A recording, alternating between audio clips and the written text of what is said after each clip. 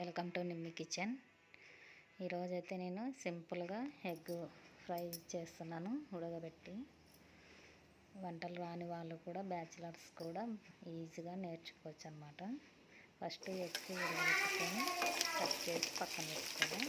తర్వాత ఆనియన్స్, ఉల్లిగడ్డ, జీలకర్ర, ఆవాలు, కరివేపాకు వేసి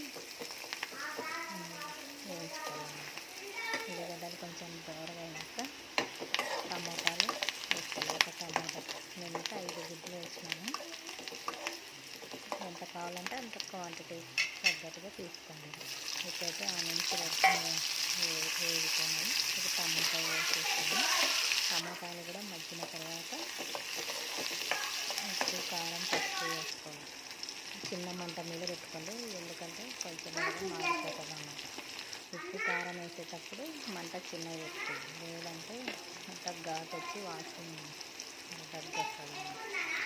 ఉప్పు, కారం, పసుపు మీకు సరిపోయేంత కారం వేసుకోండి, ఉప్పు వేసుకోండి.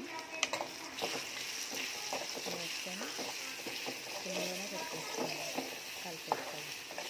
ఈజీ అంటే చాలా ఈజీగా నేర్చుకోవచ్చు వంటలు కొత్తగా చేసే వాళ్ళకి కూడా చాలా యూజ్ అవుతుంది. బ్యాచిలర్స్ అబ్బాయిలకి కూడా బాగా యూజ్ అవుతుంది. ఎగ్స్ ఉడకబెట్టుకొని ఇట్లా అడ్డంగా కట్ చేసి పెట్టుకున్నాను. నేను రౌండ్గా కట్ చేసుకొని ఇందులోకి వేసుకున్నాను. ఇప్పుడు ఒకసారి కలిపేయాలి. ఏం మసాలాలు ఏం అవసరం లేదు. సింపుల్ అంటే సింపుల్.